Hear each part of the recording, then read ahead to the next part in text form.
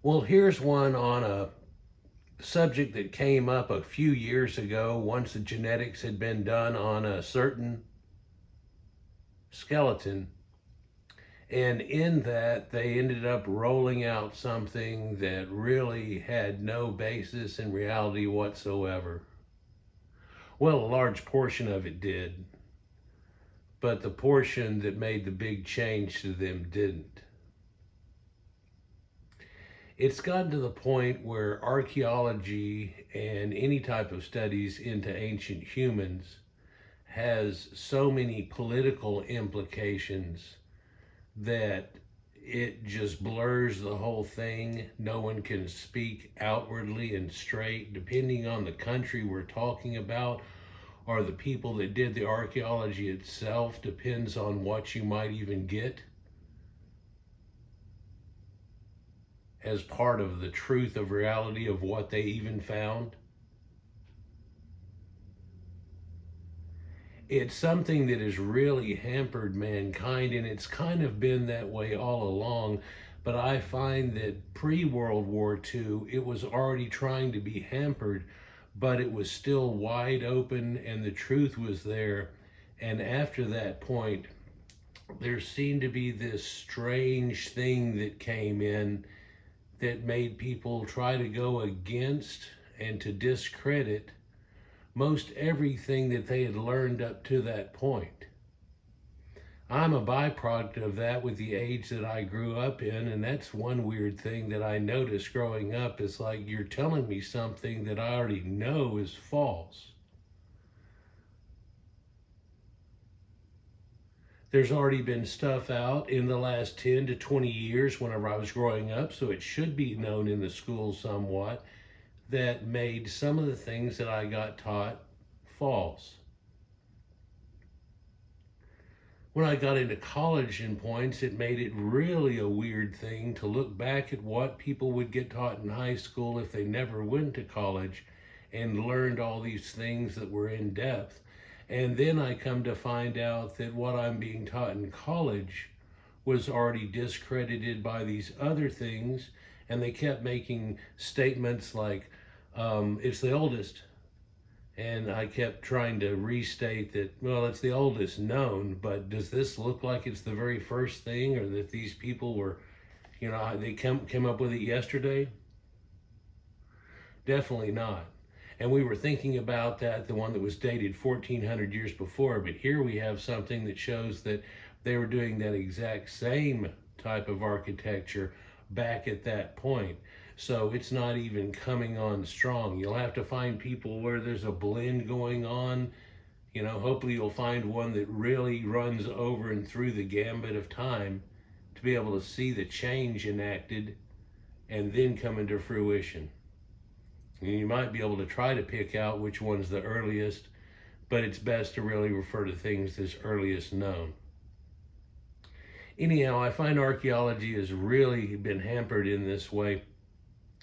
If we were talking about any other species or creature on this planet or plant or anything whatsoever, we really wouldn't have too much of an issue unless it tries to ruin this whole idea that we've been going with for generations, if not hundreds of years. And then come to find out, no, there's something there. Like the Younger Dryas event that I've made other videos about, which has been double verified, and even the naysayers now have gotten a hold of the information and they are part of the people that are agreeing with this happening. There's still quite a discrepancy on whether this happened in multiple events or just one. And I think it probably has to do with both. That there was a major event that happened, and that's what caused the Younger Dryas event. But then somewhere about 850 years to 1100 years later, there was another huge event that happened.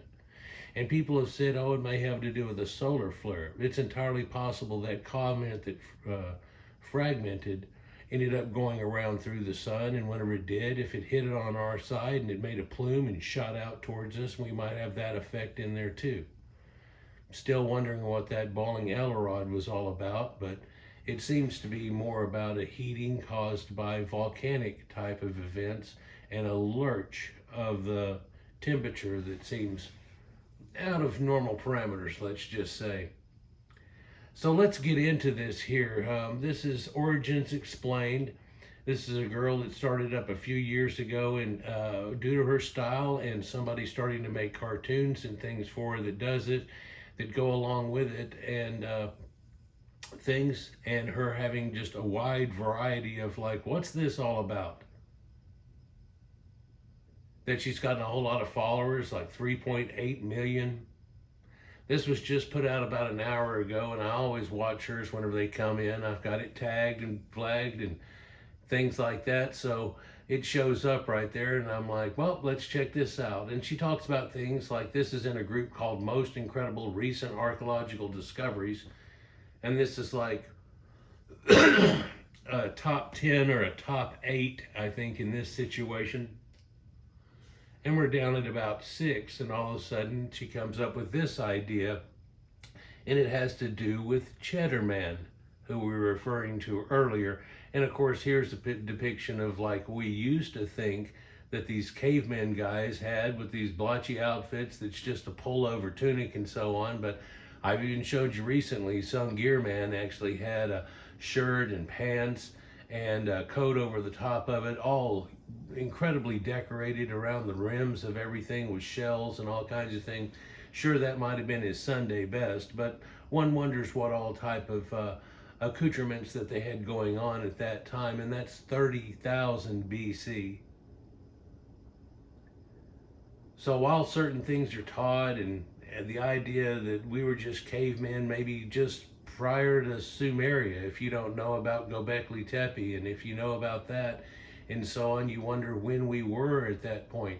Even when you find cave art and stuff, and you realize with all the caves around here and the amount that's shown here and the rarity of finding remains and things like that, people weren't even really living in caves at this time. It's rare to find them, but you found things where there's post holes all digging around in an area symmetrical to each other, and realizing that, they actually had some type of housing. They were building some early housing type thing or so on, but it radically changes that idea that we have going on. We hear about lost civilizations, and I really say that if we wanted to find one, the ones we know about now are lost civilizations, because what you're able to be known or taught in school, and unless you dig into it, about ancient Egypt and what they knew in sacred geometry and so on, along with ancient Sumerians, or would you even hear about Göbekli Tepe? I've talked to so many people that are kind of into this whole idea, and whenever I mention Göbekli Tepe, they don't know what I'm talking about. And I say, pull it up on your phone, go to images, and they're like, what the hell is this? It's like Stonehenge. And I go, yeah, there's like 50 of them, all around in a grouping, which just look like a bump, and everybody farms around these things. It's pretty amazing. But you know what's more amazing than that? What? They found like 14 of them. There's this one over here with Karahan Tepe, and they've got a concrete terrazzo floor. What? Yeah, and this is all before pottery.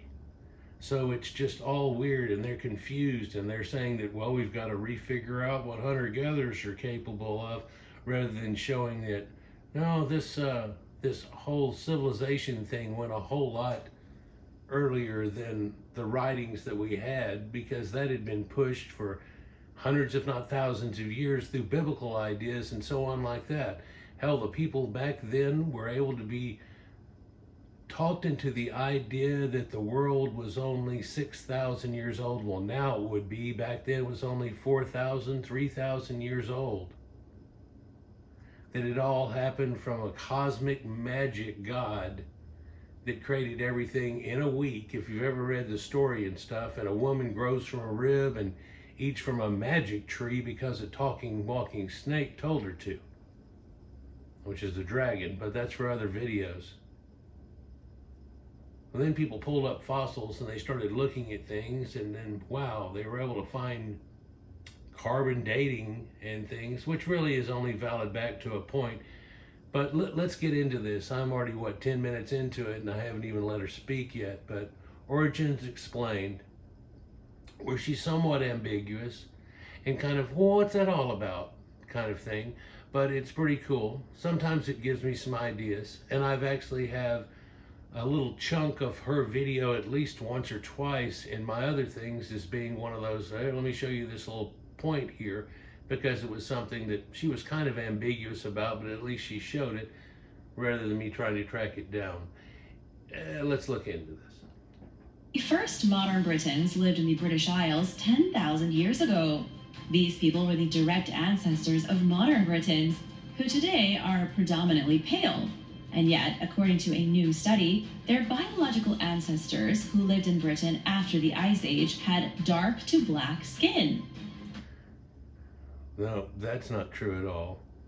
It's just that they didn't have the coding that we know of with the SLC 241 or 243, whatever it is, gene that's associated with a real pale skin, like a porcelain type skin. So somebody would actually have a little bit of a tan to them or olive type skin, like up under your swimsuit, like your bare ass in the mirror, like looking at the inside of your forearm versus the top of your forearm. They would have probably looked more like the top of your forearm on their bare asses and stuff. It's really all it equates to. But she said dark to black skin, and this is being repeated over and over again, kind of why I'm doing this one, I guess. Plus I had this other guy question me that seems to know something about genetics, but you know how it goes, on an older video that I did on this. So let's continue. Scientists recently conducted a DNA analysis of the oldest complete skeleton in Britain, a fossil known as the Cheddar Man. I believe it's this other guy, like Longshan or something, that is the oldest by a few hundred years. And because they're similar genetics with eye patterns, and they're not even just eye patterns, they're the point where they've got it to where it's not I1A, but it's M243 of I1A, to where it's exacting and stuff, so they got it figured out. How they have that, because there are people still here today that have this type of genetics, so it's a little bit different. We'll look into this here in a minute. I want her to basically go into this thought pattern here and let you hear what they try to tell you versus reality. And I was thinking not interject too much, but then at the end show it all, but I can't keep from doing it. Let's continue. He was discovered over a century ago in a dark and dank cave in Sommerset. He was one of the first settlers who crossed over from continental Europe with a group of early humans and settled in Britain. Well, if they all look like that, then why are you trying to push that there's a possibility that they look dark? We'll get into that shortly. This was right at the tail end of the Ice Age, when the ice had melted and the mammoths were dying. This is at the very end of the Younger Dryas event, and really nobody lived up there until then. We know there's a continental ice shelf pushing down over that whole area. Also, the sea was much farther down, for some 420 feet lower than what it is, making the whole continental shelves and things show up in Doggerland up in this situation. And there used to be a connective in Britain to the mainland that goes on there, and they want to give credit that somehow he walked across that, not the fact that they actually had boating at this time. Although I've shown you a recent video of known boating at 165,000 BC, because there's an island out in the Aegean that's so separated there's no way anybody could have possibly swum to it, but these groups of people were living there, and they have stuff from the mainland repeatedly. And so, you know, like flint and things like that aren't found there and so on, to where they realized that no, they were going back and forth to the mainland at that time. That blows people away. That's a whole lot weirder than concrete at 4,000 or 5,000 years before people started making plasters and concrete, that we're told. hold on here. Yeah, there's a whole lot of differences with what you're taught versus what archaeology has shown, but because of the uptinted narrative that's going on, you don't get taught most of this stuff, which gives you a totally different idea. I mean, if the Earth is only 6,000 years old at this point, how do we have this? See, if you're still believing that, or if you're Amish, or if you're stuck in a cult or something like that, believing in these concepts. Ancient Britons. Britain was just starting to warm up. Most scientists in the 20th century automatically assumed the Cheddar Man, being so closely related to modern Brits, would have had pale skin and fair hair. Well, I don't believe we would have had, or they would have had pale hair necessarily, but I believe any genetics that's tested on them show that they all have blue eyes and brown to dark hair, if not black. And it's kind of wavy or curly. And they have kind of an olive or Mediterranean skin, and then the thought that is believed that how you get that in Italy and so on versus the Etruscans that are right above them and all this goes on was a wave of the Aryan type people that comes over the top of it. And of course now genetics has ended up proving that. And of course before this they all had the idea, they had figured out the corded wear culture and all this going on, but of course that's Eurocentric, and that's also proving something that is reality versus the biblical ideas and so on. It's amazing we live in a time today. If we would have been trying to talk about this 300 or 400 years ago, might have been killed as a witch. Let's continue. Here's a depiction of her. She used to be shown as a cartoon, but she started showing herself. Now she's got a green screen going. But using the newest in DNA technology, scientists have painted a completely different picture. All scientific evidence points to the Cheddar Man having blue eyes, dark curly hair, and a brown to black complexion. Well, you're right in everything except for a dark brown or black complexion. I know you're just reading off that from something, and you can almost tell that she's like smelling a fart when she tries to hear that concept, because it's an actual impossibility. And in a minute, we'll actually look into people that are closely related and so on, and even Cheddar Man's closest relative, and see what's shown versus this mahogany shoe polish thing that got pushed out with this dark brown to black and this narrative that tried to get pushed. This discovery is further proof that the genes for lighter hued skin didn't become widespread in European populations until very recently. Yeah, the porcelain type idea, what you would think of a Nordic type or whatever, but still there's a Mediterranean type, and it still exists today on all these Mediterranean islands and so on. And what it is an olive skin, kind of like Mona Lisa. Nobody was like the guy on your left in that area. And listen, blacks are so gullible right now, and they have this idea of we was, and they're trying to point out everybody. As soon as this came out, it became an issue.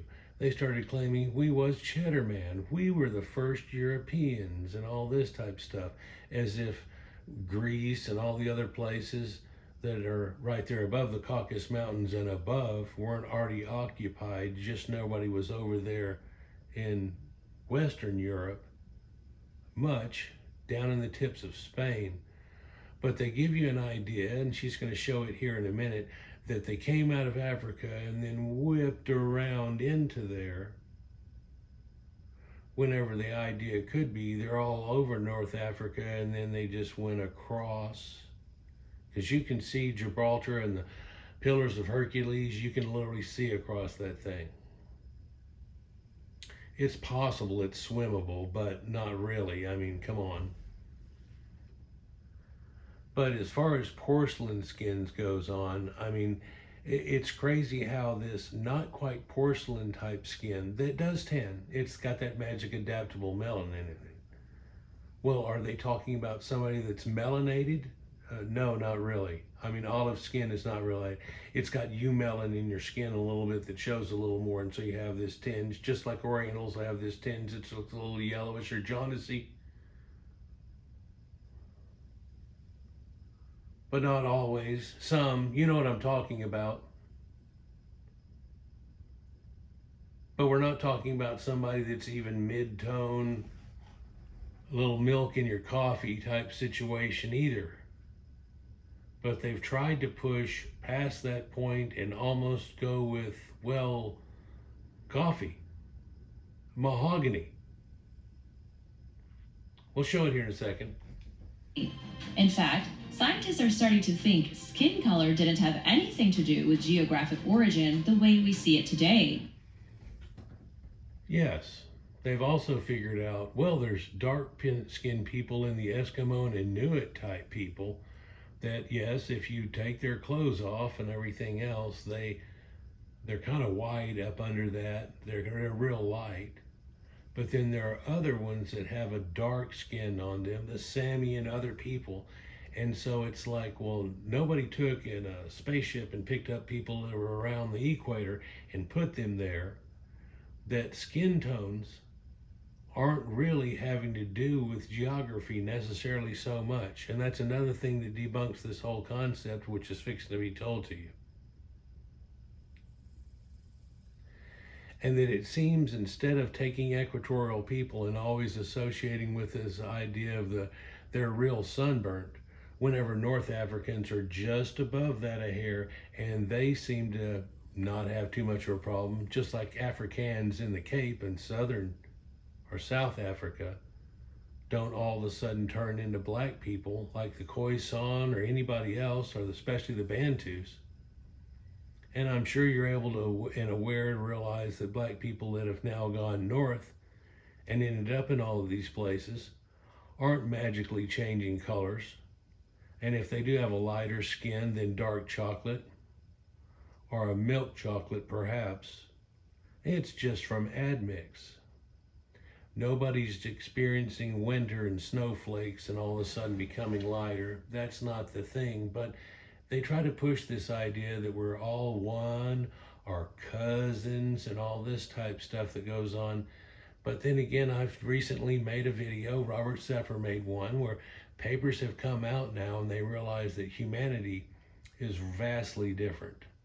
I ended up saying the same thing a few years ago, making a video about how they showed Lord of the Rings on it, and they said people used to be like Lord of the Rings. There was a whole lot more things going on. There was still Homo erectus hanging around until a much more recent time in a lot of situations. Something that you wouldn't think of whatsoever with the way that you're taught, and then this linear thing about these people went dot, dot, dot, dot, dot, modern. It doesn't go that way. And timelines don't fit right or anything either. But getting into it genetically, they checked it out and they realized that no, all these separate people have separate origins. The Khoisan are not related to the Bantu and Congoid people, or the Pygmies, or the Nilotics that are over here, and nobody that ever went out of Africa are related to sub-Saharans. Well, there is some admix from a backflow in there, but if you take it back to a point, now they're still left in pretty much a Homo erectus form, if you will, although there are a lot of names for them, such as Heidelbergiensis and so on, they showed a picture of earlier. Well, that's one of the recreations of it. But you take it back to a certain point and there's a Homo sapiens going on with Homo erectus still at the same time. And that they aren't even related. There are genetics that are in West Sub-Saharans, up to 19% of their genetics that no one else on the planet has. And so they call it an unknown ghost hominid, because it's a hominid, not a modern human, that they have an interjection of. And now after looking into it, they've pretty much figured out, oh, it's them. The rest of it is all admixed from other things. It's a portion of them. Because if you go back before 4400 BC, there's still an extant small brain hominid about 4 foot tall. And they apparently got integressed by somebody that they believe have an E1B1 genetics. It's why it's so strong in that area, and that gave them a larger brain and so on. They were kind of created there out of it, or finally taken through the whole idea, because preemptive to that point and even after, they were pretty much in a land of the lost, separated.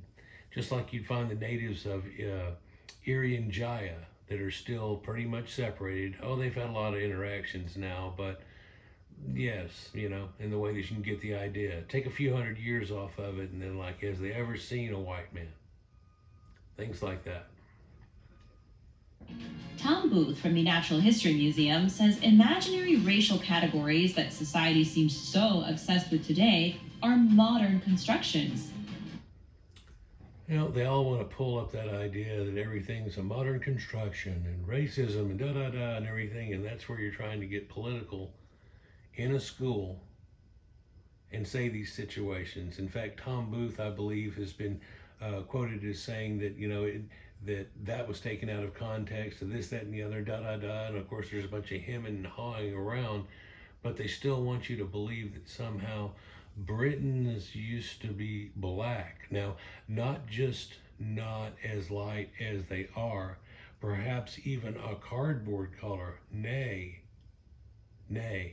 although they already know what is the melanated or stuck melanated gene situation, and these people don't have it whatsoever.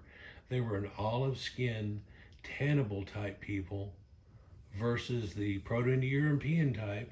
So this is a Western hunter-gatherer type on the left, and then later Proto-European types moved in over the top of them. The racial categories aren't applicable at all to the past, especially not in Europe. Yes, they are. And why would you possibly try to show something that looks like this, where you're taking a Congoid with admix and comparing it to a guy over here on your left, which is something like we always think of as Europeans? If this man played golf and got a better tan, would that make you feel better about the situation? Because the phenotype and everything is the one on the left, not the one on the right, and it doesn't have that type of hair, and it never had that type of skin either. Listen, Caucasians don't care. It would just give us an inward pass, wouldn't it? Ha ha ha. We don't really care, just like we didn't care when we found out about Neanderthals and everything. So that's the cool little thing that led us to be the heralds of civilization and the spaceman, huh? But everybody wants to keep putting this idea upon you, like out of Africa, as I said just recently, totally destroyed now. People come from different areas and lineages. It doesn't even work like that. And in fact, it looks like it goes back at least 7 to 25 million years ago, not even at the point of a primate or anything where we're supposed to be the thing that monkey chimpanzee kind of came from. Back enough points to where you can get the split for us to never be a chimpanzee, but have been something different. Like they showed Lucy and all that type of stuff, that at that point there was variation on a theme that vibrated again and again and over again. But then also, I have another video coming out which is going to verify something. There were a lot of different Y haplogroups going on until this Younger Dryas event, which whenever she showed it there, she was all like, oh, the mammoths just went away and da-da-da. Oh, there's a whole multi-hour videos on how those mammoths just went away. But these people that were in Britain, and you see it attaches here with these pillars of Hercules that go on, all of North Africa used to all be Caucasoid type people, and this is a Caucasoid we're talking about. Doesn't have anything to do with the picture on the right, but you can see this inference. Even if they were just to take somebody like a Caucasian and put darker skin on them, like somebody of southern India where they still have a Caucasoid phenotype but darker skin on them, well, no, they're not going to do that. They're going to throw a Bantu picture over here, which is still an admixed person. It's crazy what they try to push onto people. Categories aren't applicable at all to the past, especially not in Europe. The DNA of the Cheddar Man shows that 10,000 years ago, Europeans were as black as their human relatives in Africa.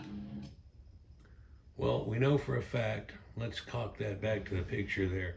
First of all, they've done something to the picture on the left too, because see how it looks like milk chocolate?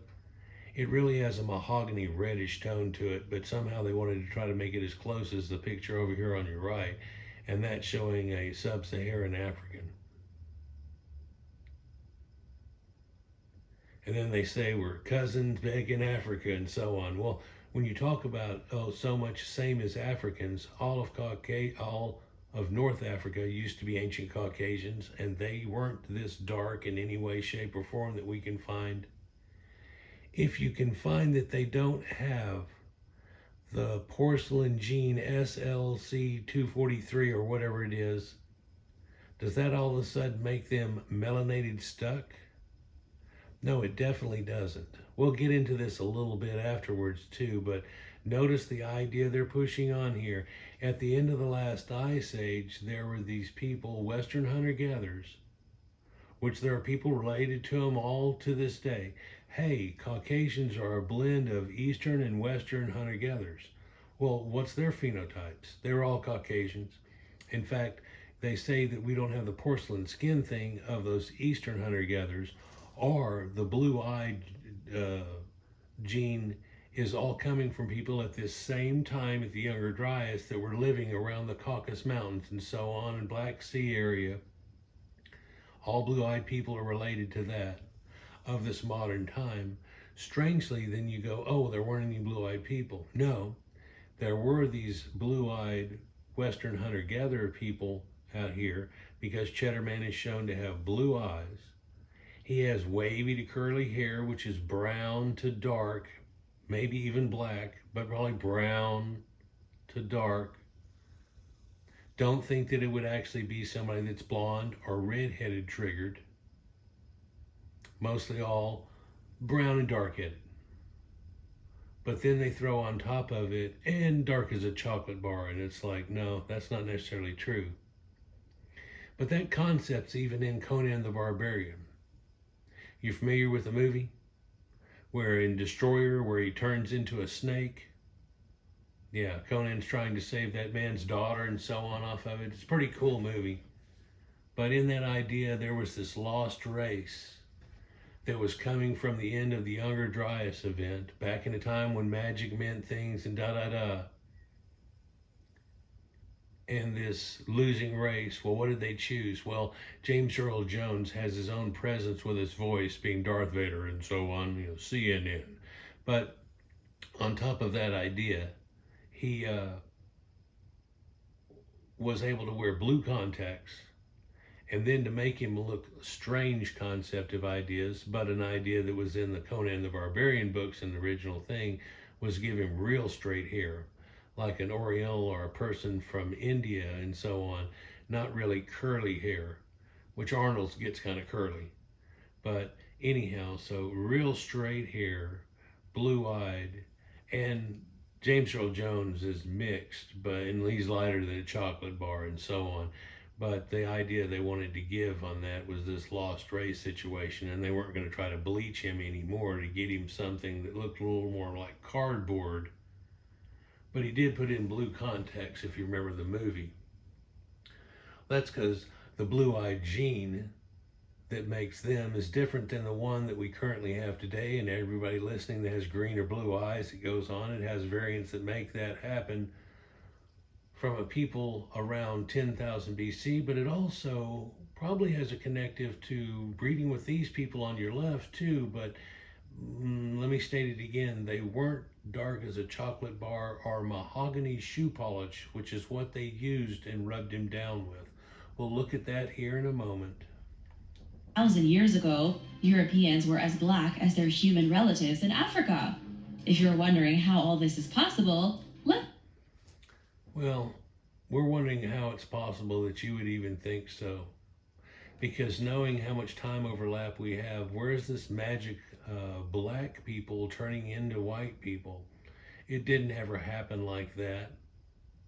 That out of Africa idea has been destroyed. We were already at out of Africa 3.4, and they were just coming out with 4.0, whenever, hey, check out my video and Robert Sepper's on this idea that they have separate origins from everybody up. I mean, it's too fibrated.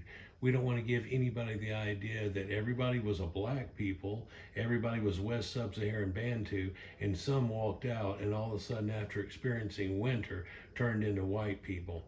That's not how it worked.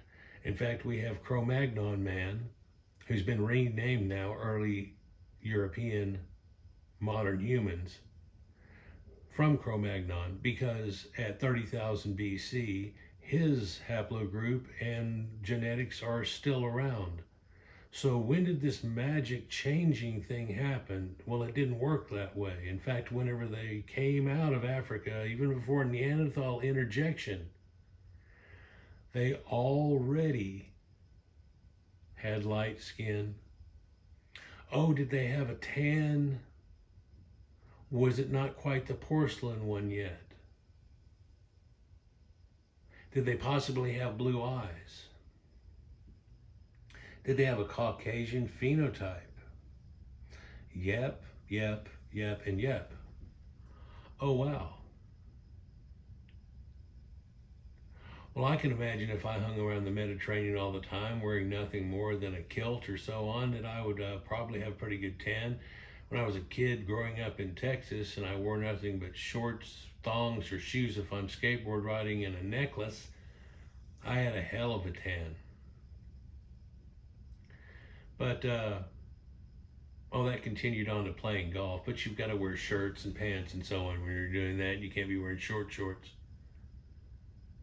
Hey, here's a picture I did from a video of at least about 4, maybe 5 years ago, showing you this cave art with this lady in this ballerina type pose, which is really a bird effigy if you look at the head on it, and how she's holding her arms up like the wings of a bird. And that same exact effigy is showing up in part of the people that make up pre-proto-dynastic Egypt. Showed it on all their dark pottery and stuff that they've got, where it's been drawn on, the red ochre pottery that they have. And it shows these ships coming in with, at least 20 people on them. But then there's this promontory lady goddess situation that goes on here. And hey, that gets turned into Isis eventually. Yeah. And is it this one or the other one that I showed that was 16,000 BC, and the other one's a little bit older than that, like 22? But then I showed you something that looks very much like it in a concept, but going back about 34,000 BC and all directed towards Cro-Magnons, and like, well, here's this thing here. Is it possible that those people that made that first one eventually comes all through, or a common knowledge situation? Let's get back to this Cheddar Man debacle. By the way, when it came out, within a couple of days, they tried to get everybody on TV and stuff to talk about it, and they were embarrassed about it. One person made the comment that, so we give somebody a variance like 1 to 10, and if we're talking about Mediterranean skin, we're talking about 2.5 to 4.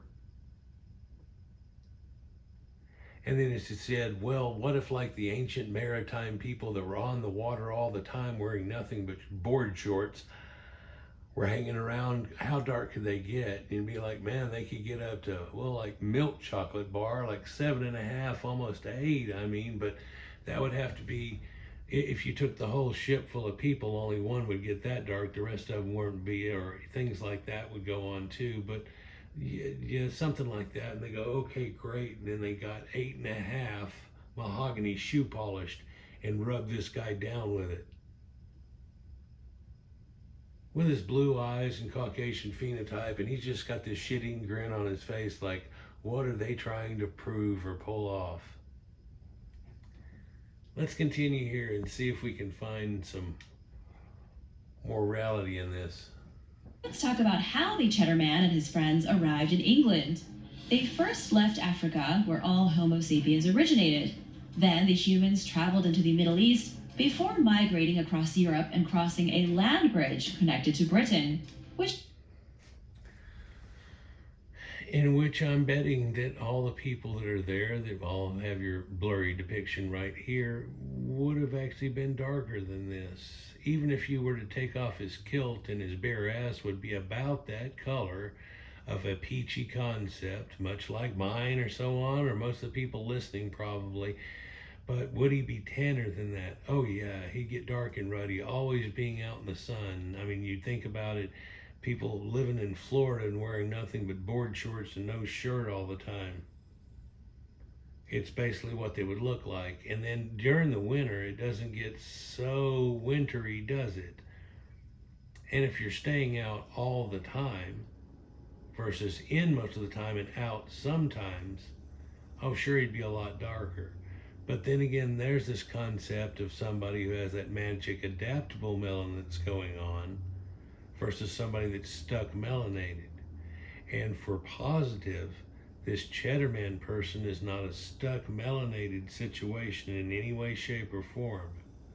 In fact, they've taken the highest gradient number and then took it to its most exaggerated point and still added about 1.5 points to it to end up with Mohogany Cheddar Man. We'll get there in just a minute. Stay with me.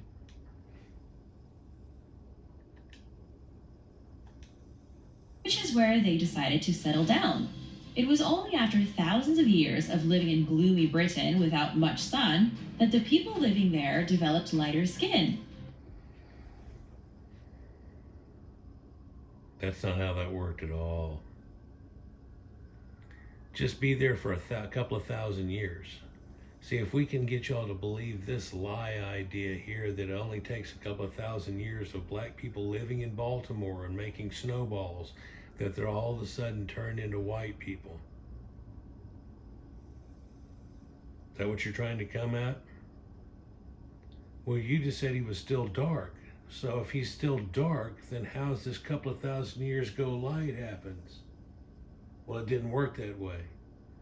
Are there still people today with WHG prominent?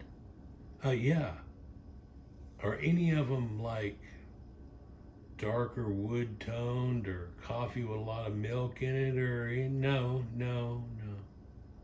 In a minute, we'll look at what a guy with the closest genetics has found, and amazingly, he was in that same Sommerset area.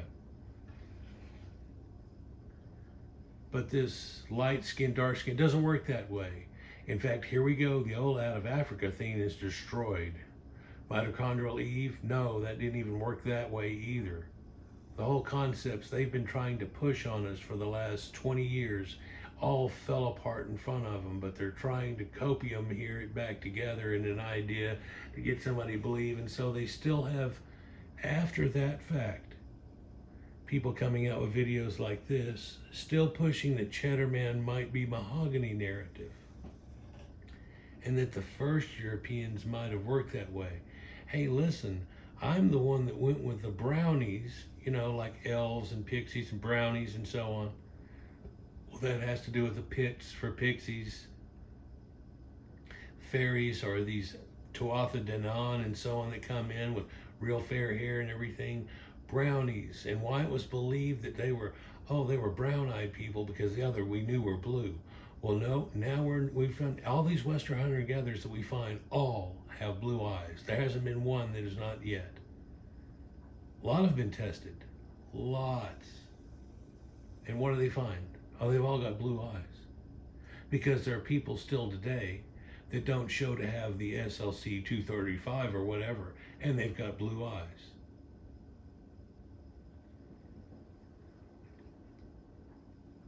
How do Orientals fit in this situation and everything else? No, it doesn't work that way. How about a large portion of the planet other than tropical people? None of them have a stuck melanin situation. And people a long time ago, even pre-World War II, pre-World War I, in fact, had figured out that the reason black people's skin is that way is because they live in jungles and they hide in the shadows. And that's what makes it advantageous. Because if they start running across a light tan desert, they stick out like a little black sore thumb. but in the jungle it works much best. But that doesn't work to their advantage. Luckily, they're on the tropics because the over-melanated situation blocks the sunlight and they can't get enough vitamin D3.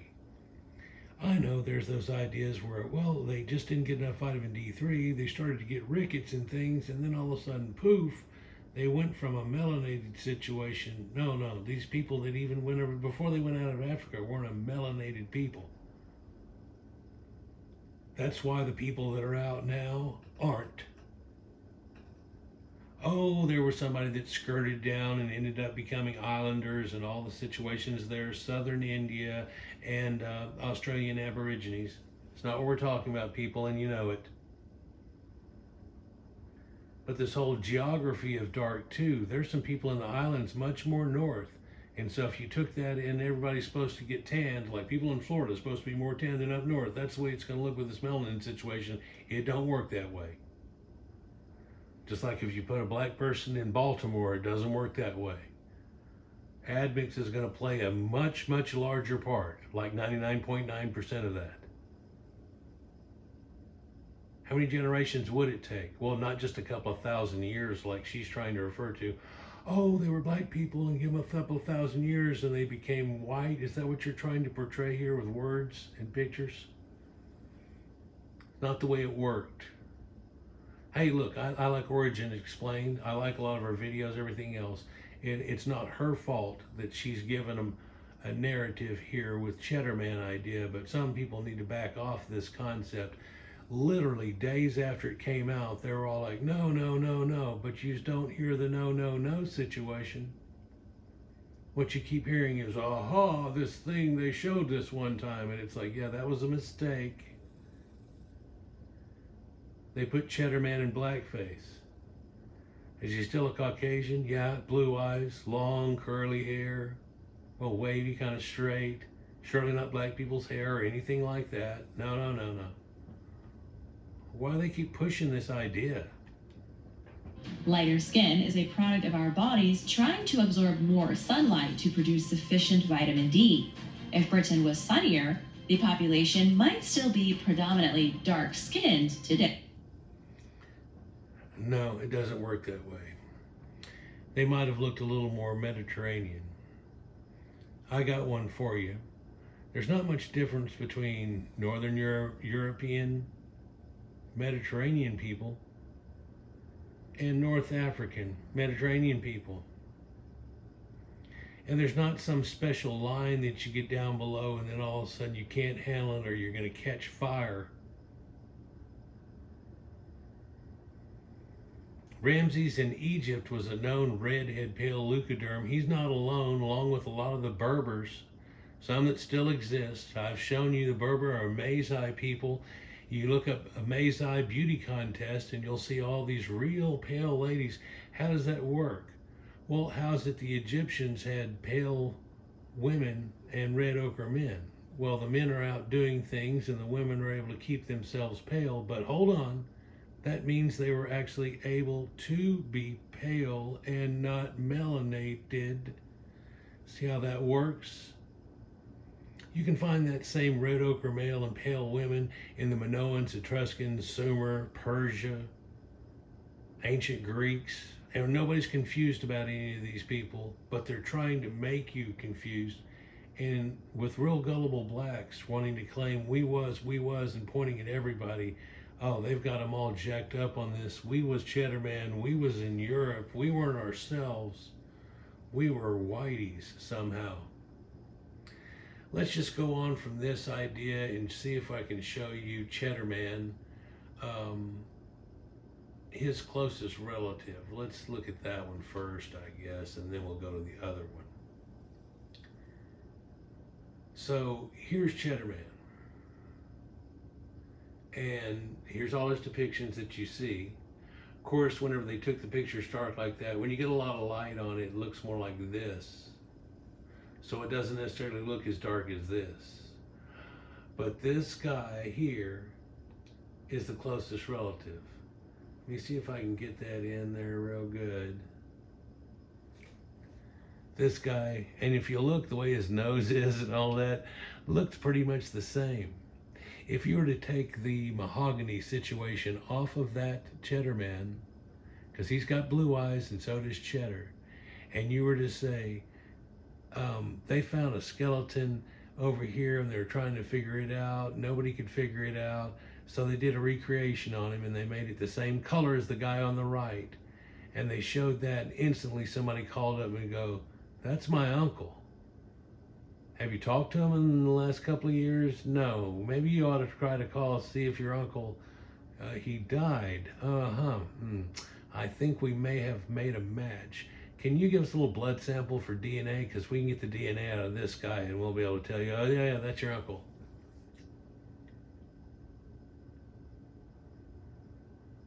Amazingly, from the cave that Cheddar Man was found in here on the left, it's only a half-mile away, looking back over 300 generations.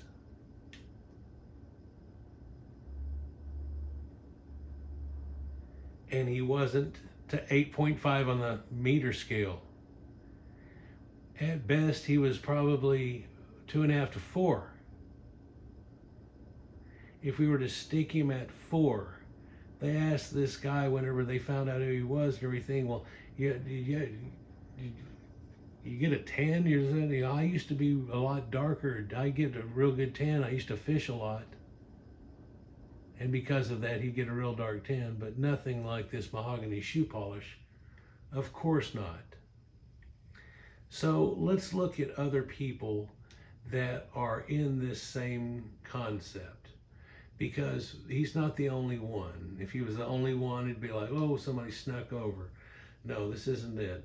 They have this Lashbor Man here, right? And this guy, they've done a couple of recreations on him. I'll show it to you. This Lashbor Man, right? So you're looking at this, and it almost looks Mongolian, Asiatic, if you will. It depends on the cheap little knife cut haircut they've got on him, and they put facial tattoos on him. He had blue eyes. I don't think anything looks black about this person at all. But yeah, he's got this Mediterranean type skin, or he's definitely got a tan, because, yeah, he's out in the sun a lot, so makes good sense. So what are other depictions of others, too, that go along with this, so we can get this spectrum here going on, people? Here's this, they say Lashbor Man would look a lot like this guy here. This is Labrana Man. Kind of a reddish brown, dark beard, little brownish hair, blue eyes, got a tan. You see how pitiful it looks whenever they tried to do this versus all the other people that have the same DNA? DNA of my ancestors, Lashbor Man. Let's see if we can get a view in on that. Here's the one that's, is this the, yeah, this is the one that's at a museum now, that they had somebody professionally do. This is what he would look like. I'm trying to get a good angle on him here to make it look more black, but I can't. That's crazy. Huh. So why did they try to roll out this dark chocolate situation? Well, supposedly it'll make you feel better. Oh, here's somebody else that's related to the exact genetics of Lashbor Man. There's your Mediterranean skin. That's what we're talking about. If we freaked out, we could make it a couple of shades darker, but nobody would make it 8 shades darker or 8.5. What's this idea being pushed for? Well, to make you feel better about people that are dark skinned moving into your land, and to make you in yourself try to feel like you're that you're part black anyhow, so you should be just accepting of all these people that aren't from this area at all to be moving into your area instead of the other way around. How does this work out? You know, that type of situation. So here's something that gets pushed. I'm going to ask you something very simply. One of these things is not like the others. One of these things has had its skin color manipulated to either being much darker than it's supposed to be or much lighter. See if you can tell which one is like way out of fitting in with anybody else. They already checked their genetics too. They've got it down to that I3A-M236 situation, people. They're well aware of it. That's the reason they found a guy that, hey, he's just a half mile away from Sommerset. Here, he lives in Sommerset. The cave's just right here where they found it at. I think that's hilariously revealing. But what are you supposed to believe whenever they start showing you something like this? Well, you were supposed to try to believe something that everybody knew was a lie. Well, that's screwed up. Oh, here's another idea and a concept. Anybody familiar with this guy here? R.I.P. Patrick Swayze. Oh, he's got blonde hair and stuff and everything. Yeah, well, he apparently is that haplogroup. They say Lockwood Man, and they put the picture on that. This is from that surfing movie that they do or whatever, but he had darker hair, brown. Although they blonded for a couple of movies, and he got well known for that, so got stuck on it, apparently. Kind of looks like him. Blue eyes too. So how foolish of them to have rolled out Dark Cocoa Man and try to give you this idea that somehow he might have been looking like that as opposed to the way that these people looked. If you look at representations, where's that one picture at? Zowie.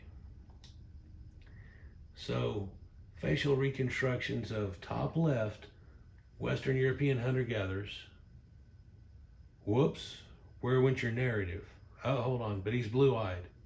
But then number 2, on his right there, the black and white picture that looks kind of Sean Connery, I don't know. Eastern European hunter-gatherers. What? Yep. Stick with me. Bottom left, as we're looking at it here. Looks like Jim Carrey when he let himself go. Strangely, all they have to do is make the person look real unkept and you've got it. I think nowadays when they start making them to where they're thinking or looking like they're in the middle of speaking, like somebody just took a picture of them, that may look a little more realistic, but they had combs back then too. It's those striated ones, just as though you could make him look a little more kept, but that helps to give the caveman idea, doesn't it? Early European farmers, Neolithic, Jim Carrey. And then number 4 on your right hand side, Proto-Indo-Europeans during the Bronze Age. Jim Carrey was in the Neolithic. Your Eastern European hunter-gatherers is the way they look way back in the Mesolithic times, and the same thing with Western European hunter-gatherers. But then again, whenever they had these people show up, again, that happened right at the end of the last ice age, and right before then, there was ice there and no people. Oh, another depiction. Lockwood Man. What does he look like? I'm the oldest Luxembourg person. This is the way that he would look. Well, he doesn't have real pale skin. Oh, we're okay with all this. What we're not okay with is the Cheddar Man lie concept. That was disgusting. Although, have I mentioned yet, right after that, they came out and said, oh, no, that somebody made the mistake and said, what if I was off the scale and then I took it to crazy?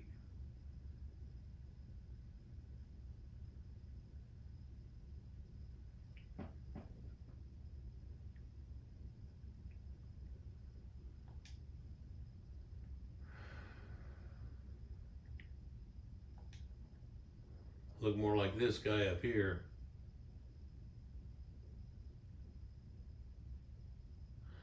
So why does it get pushed?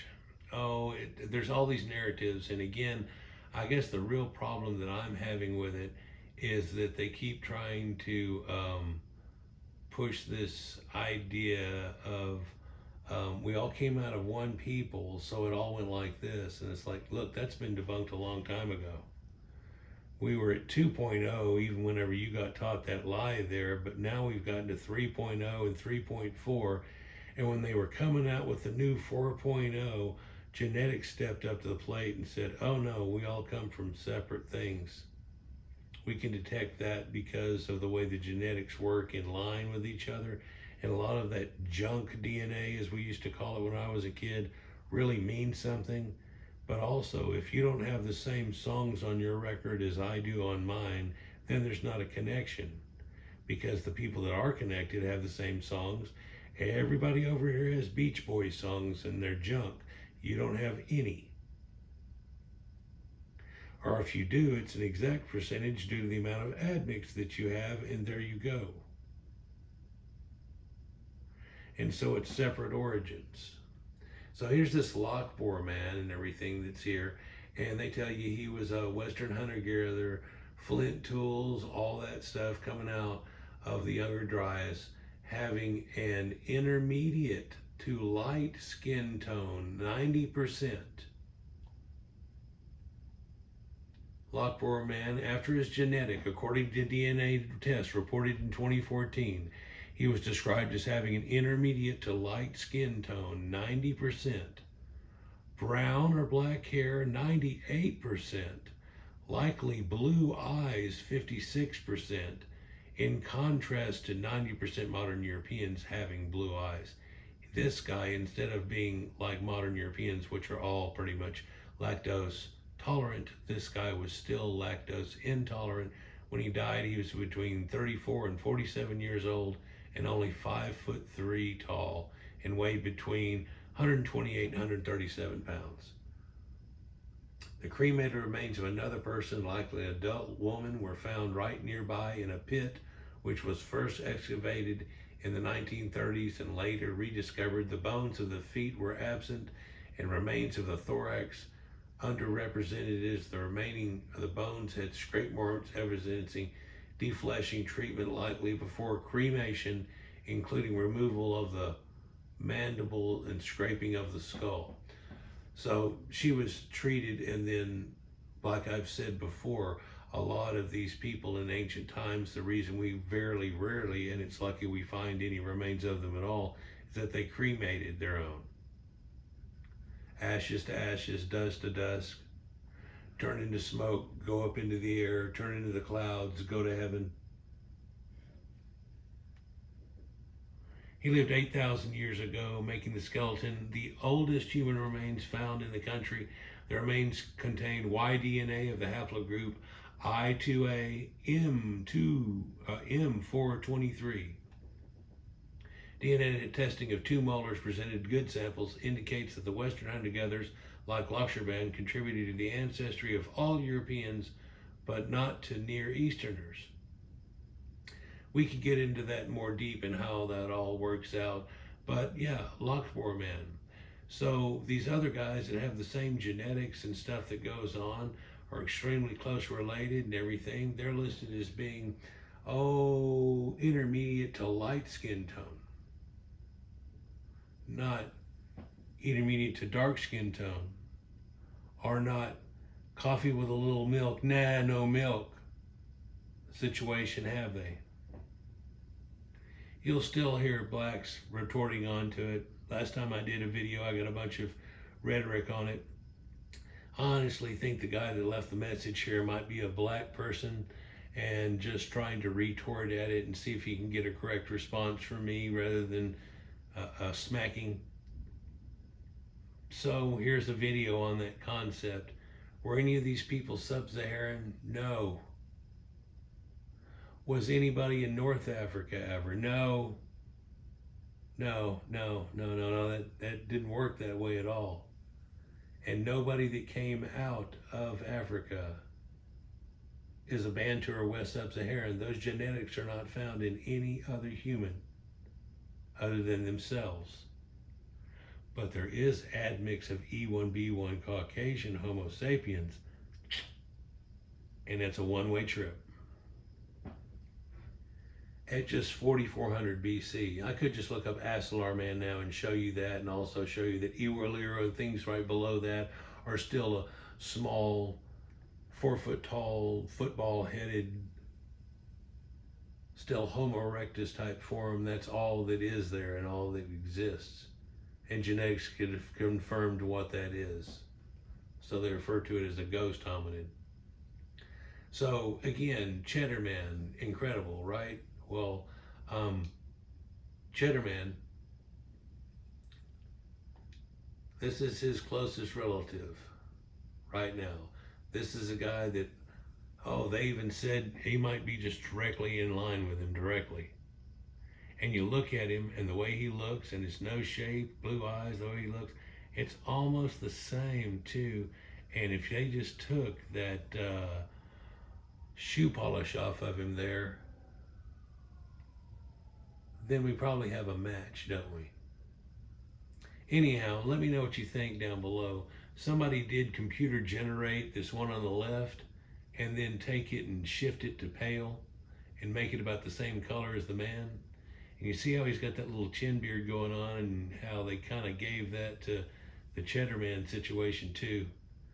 And whenever they did that, hey, he looked a whole lot alike. Well, if you get him to make the exact same pose, that would do it too. But you can also tell they made Cheddar Man to where he's almost got this weird smirk on his face. Not even a smile like the one on the right, so it's not quite the same.